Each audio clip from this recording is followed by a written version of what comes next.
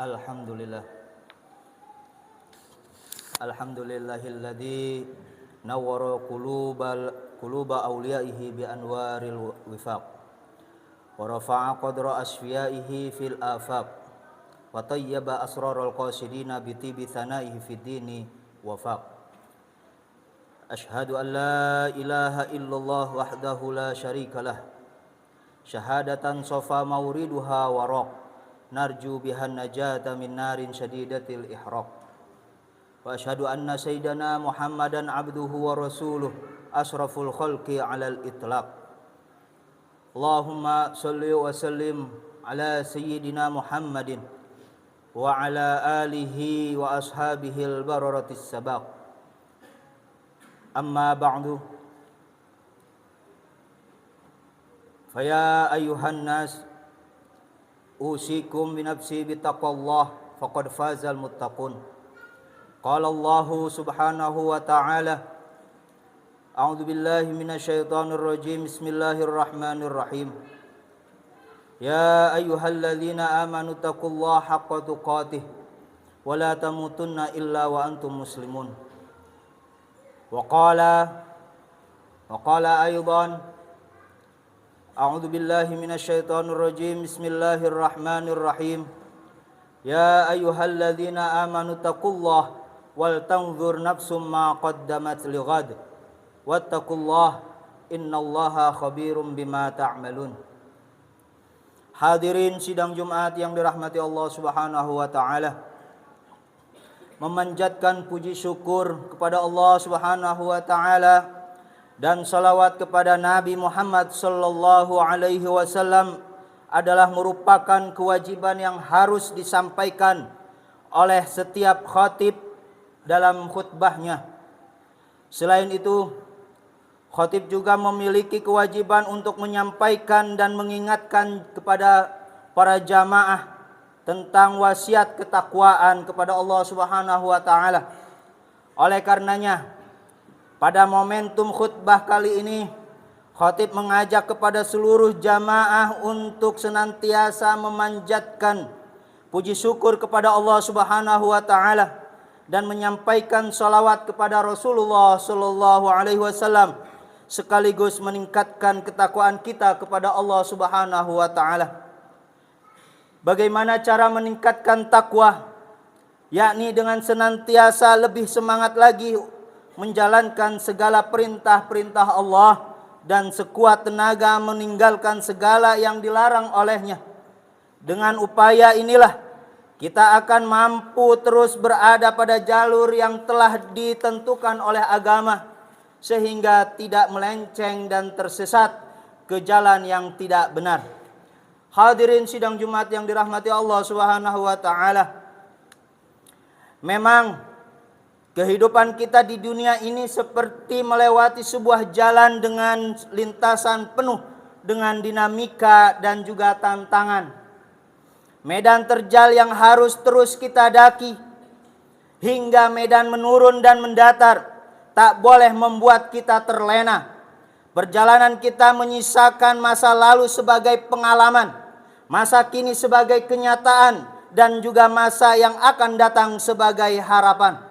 Sehingga kita butuh rambu-rambu agar kita senantiasa lancar dan selamat sampai ke tujuan. Dan ketakwaanlah rambu-rambu yang mampu memandu kita berada pada jalan yang benar dan bekal yang paling baik dalam perjalanan kita. Wa tazawwadu fa inna khairaz zadit taqwa wattaquni ya ulil albab.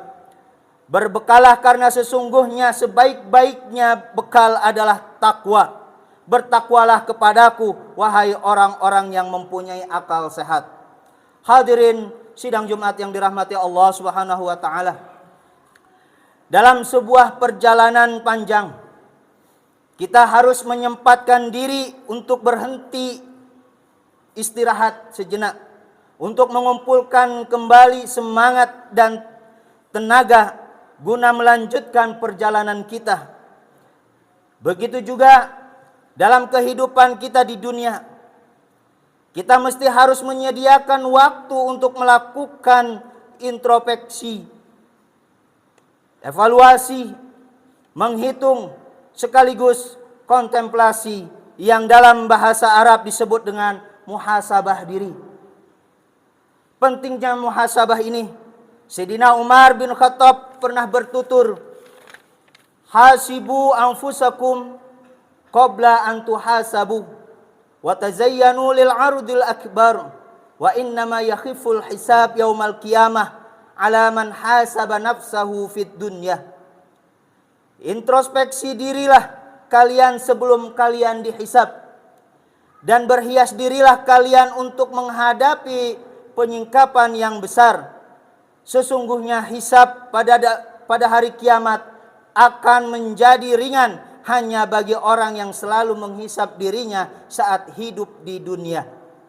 Dalam sebuah hadis riwayat Imam Tirmidzi, Rasulullah Shallallahu Alaihi Wasallam pernah bersabda, al-kayyisu man dana nafsahu wa amila lima ba'dal maut, wal ajizu man atba'a nafsahu hawaha wa tamanna 'ala Allah.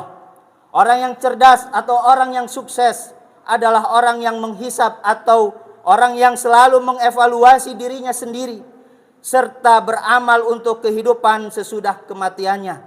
Sedangkan orang yang lemah adalah orang yang mengikuti hawa nafsunya serta berangan-angan terhadap Allah Subhanahu wa taala. Sementara di dalam Al-Qur'an Allah Subhanahu wa taala juga telah mengingatkan pentingnya melakukan introspeksi dengan melihat apa yang telah kita lakukan pada masa lalu untuk menghadapi masa depan. Allah Subhanahu wa taala berfirman, "Ya ayyuhalladzina amanu taqullaha wal tanzur nafsum ma qaddamat lighad wattaqullah innallaha khabirum bima ta'malun."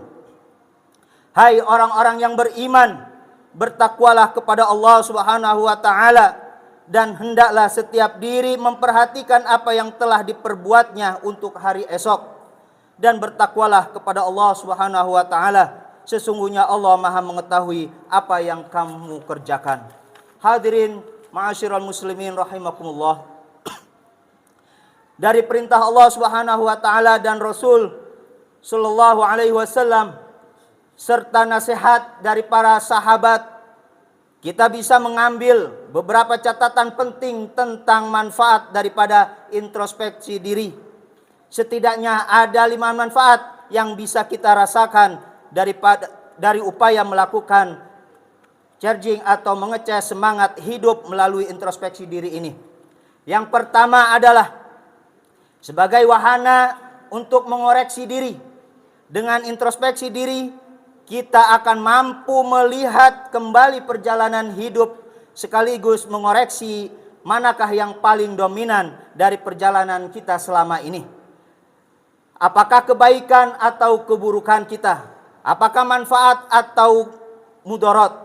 Atau apakah semakin mendekat atau malah menjauh daripada Allah Subhanahu wa taala? Kita harus menyadari bahwa semua yang kita lakukan ini harus dipertanggungjawabkan di sisi Allah Subhanahu wa taala kelak. Hal ini ditegaskan di dalam Al-Qur'an. Al-yauma nakhtimu ala afwahihim wa tukallimuna aydihim wa tashhadu arjuluhum bima kanu yaksibun. Pada hari ini kami tutup mulut-mulut mereka, dan berkatalah kepada kami tangan-tangan mereka, dan memberi kesaksianlah kaki-kaki mereka terhadap apa yang dahulu mereka usahakan. Yang kedua adalah upaya untuk memperbaiki diri. Dengan introspeksi diri, kita akan mampu melihat kelebihan dan juga kekurangan diri kita yang kemudian harus diperbaiki di masa yang akan datang. Dengan memperbaiki diri, maka kualitas kehidupan akan lebih baik, dan waktu yang dilewati juga akan senantiasa penuh dengan manfaat dan maslahat bagi diri dan orang lain juga. Yang ketiga adalah momentum mawas diri.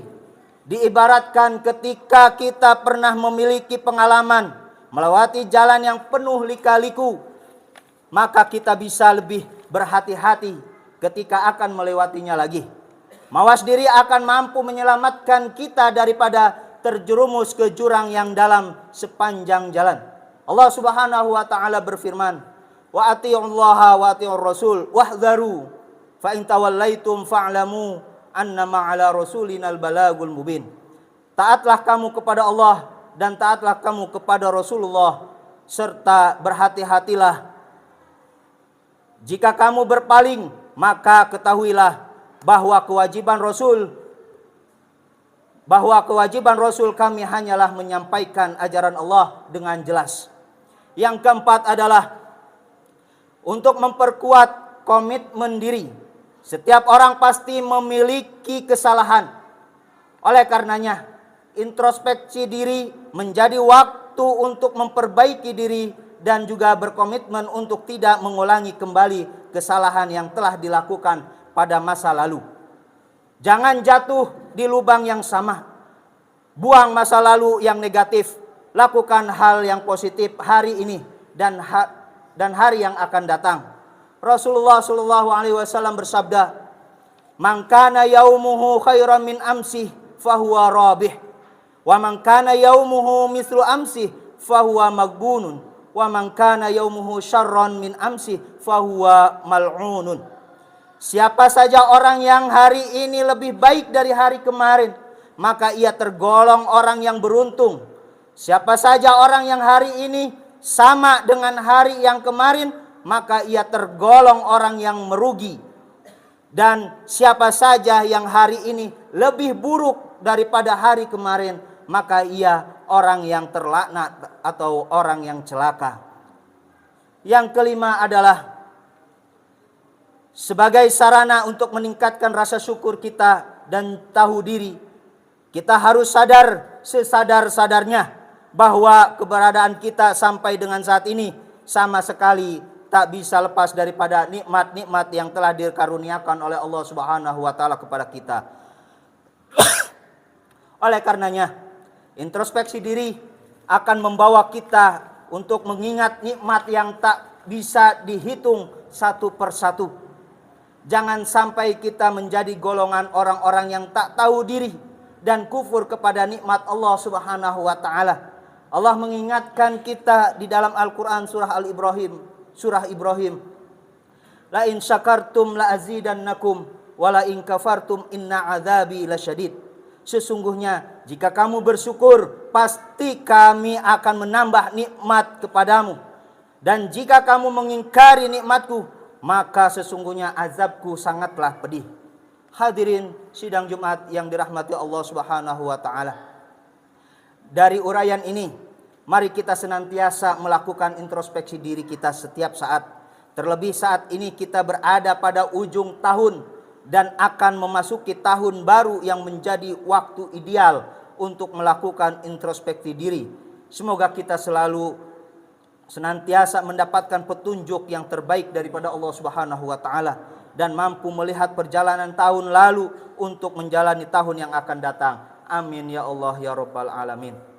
Barakallahu li wa lakum fil Qur'anil Karim wa nafa'ani wa iyyakum bima fihi minal ayati wa dzikril hakim wa taqabbala minni wa minkum tilawatahu innahu huwas samiul alim. Aqulu qawli hadza wa astaghfirullahal azim li wa lakum fastaghfiruhu min kulli dzambin innahu huwal ghafurur rahim.